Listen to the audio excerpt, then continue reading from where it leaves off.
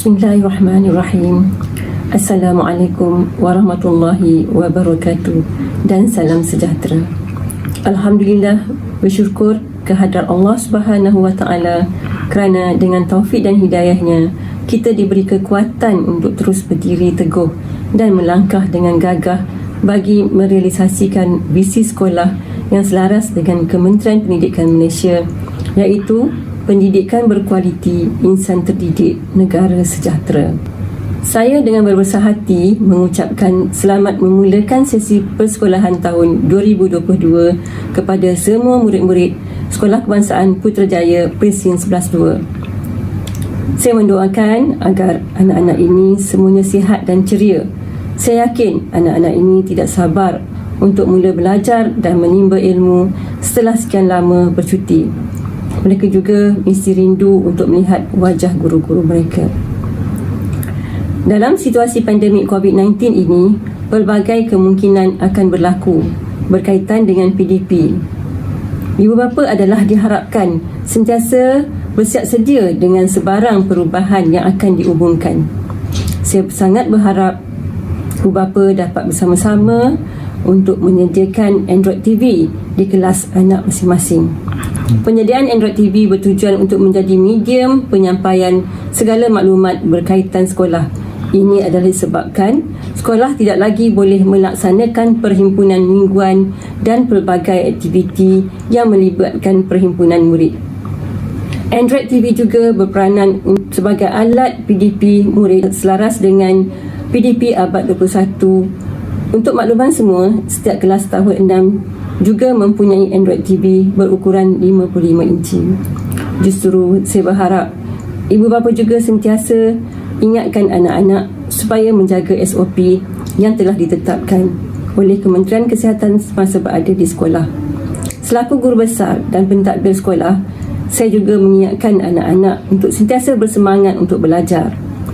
Saya tertarik untuk berkongsi kata-kata ini untuk memberikan suntikan semangat kepada anak-anak. Jika kita hendak berjaya di dunia, hendaklah menguasai ilmu. Jika hendak berjaya di akhirat, hendaklah menguasai ilmu. Jika kita hendak berjaya di dunia dan di akhirat, iaitu kedua-duanya, hendaklah menguasai ilmu. Demikianlah hasrat kita, semoga anak-anak ini akan berjaya bukan setakat di dunia tetapi juga di akhirat. Anak-anak ini bukan sahaja perlu cemerlang dalam akademik, tetapi dalam semua aspek termasuklah sasiah terpuji. Walaupun di mana kita berada, janganlah lupa mengerjakan solat dan memohon restu ilahi. Akhir kata, marilah kita bersama-sama mendoakan agar COVID-19 ini diangkat dari bumi ini.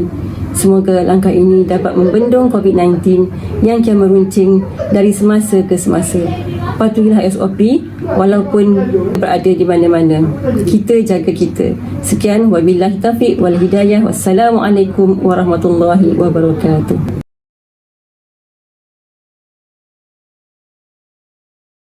Assalamualaikum dan salam sejahtera. Yang berusaha Puan Zahra binti Hashim, Guru Besar SK Putrajaya Persis 11-2, yang dihormati Puan Rosmah binti Lamat, Penolong Kanan Hak Dewan Murid, Puan Azilawati binti Muhammad Yusof, Penolong Kanan Co-Curriculum, dan Puan Salwani binti Diraman, Penolong Kanan PPKI. Para ibu bapa dan penjaga serta murid-murid tahun 1 2022-2023 yang dikasihi. Saya, Puan Nurbaiti binti Hussein, selaku Penolong Kanan Pentadbiran SK Putrajaya Persin 11-2. Tahniah anak-anak tahun 1 yang akan menjalani proses pembelajaran bermulanya 21 Mac 2022.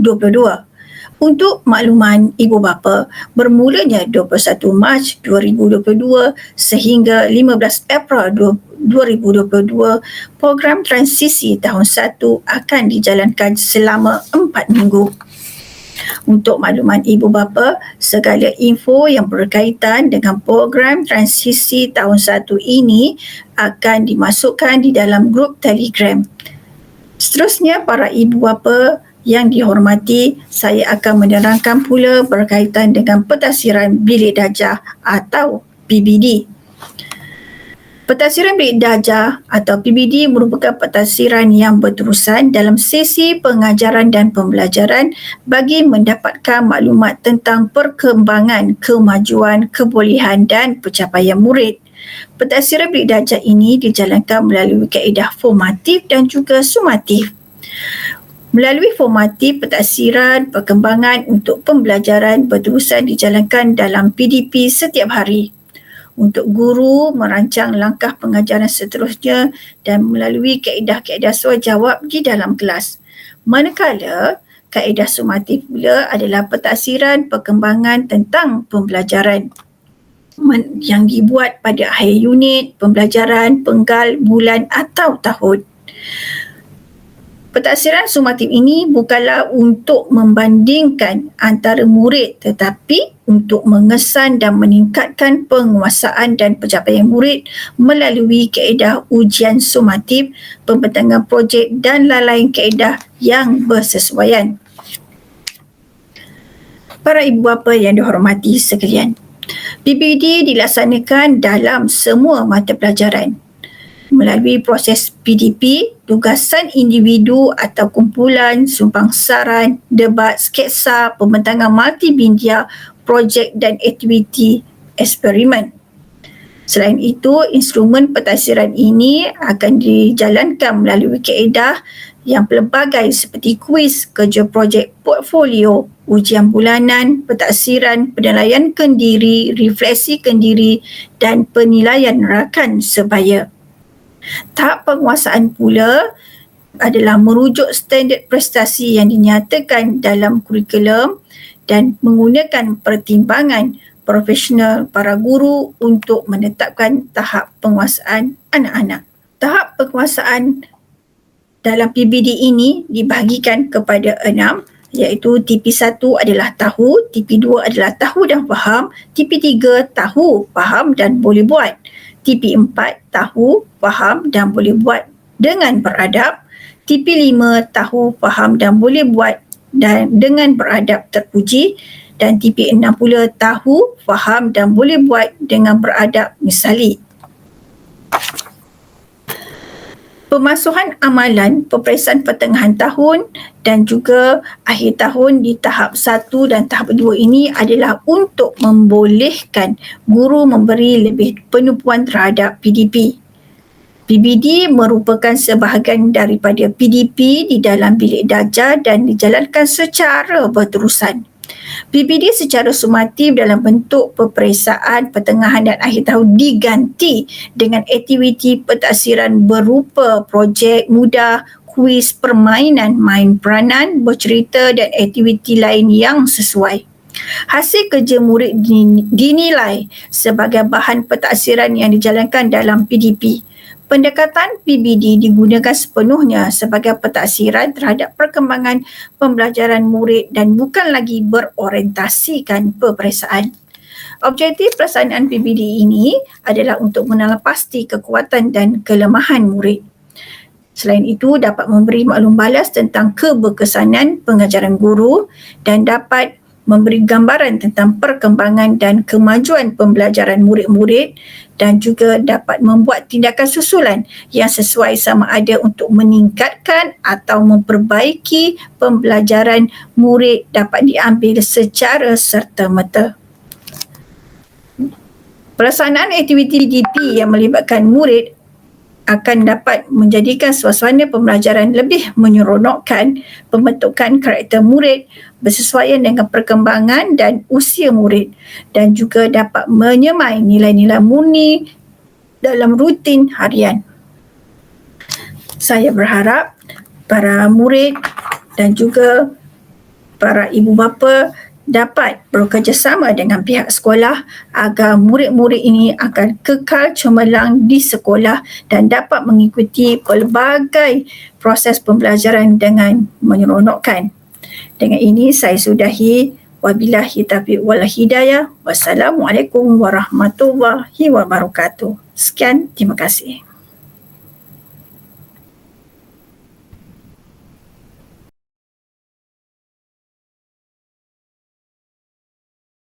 Assalamualaikum dan salam sejahtera.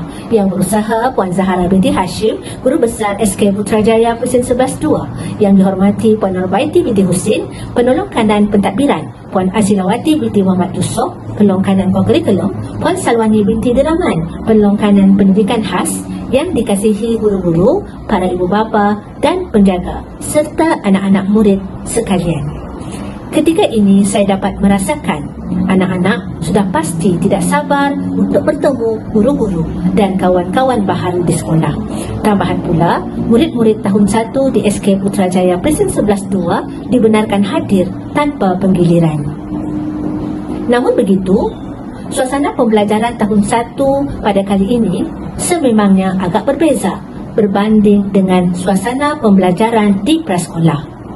Murid-murid bukan sahaja menuntut ilmu, malahan turut dibentuk dengan amalan disiplin dan nilai-nilai murni. Seperkara lagi yang sangat penting dan perlu dititik beratkan dalam suasana norma baharu ini, kita perlulah sentiasa mengingatkan anak-anak supaya mematuhi prosedur operasi standard SOP yang telah ditetapkan bagi mencegah penularan pandemik COVID-19 di kawasan sekolah.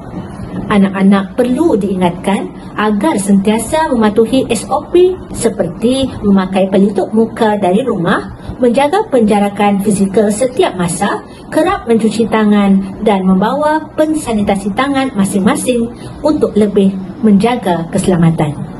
Selain itu, ibu bapa juga perlu membuat ujian saringan kendiri di rumah jika ada dalam kalangan ibu bapa, ahli keluarga dan anak-anak bergejala. Ibu bapa diingatkan untuk tidak menghantar anak-anak ke sekolah jika bergejala untuk mengurangkan risiko jangkitan di sekolah.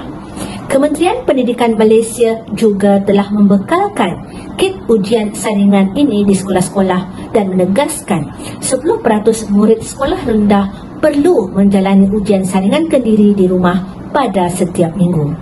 Kerjasama ibu bapa sangat penting untuk memastikan anak-anak negatif COVID-19 sebelum hadir di sekolah.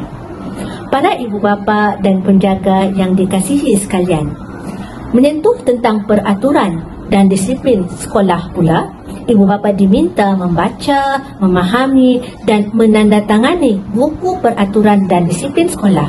Antaranya termasuklah waktu persekolahan, pakaian seragam sekolah, penampilan dan kekemasan diri, kemudahan harta benda sekolah dan peraturan umum. Anak-anak juga diminta sentiasa membawa buku peraturan tersebut di dalam beg masing-masing supaya mereka sentiasa mengingati dan mematuhi peraturan sekolah.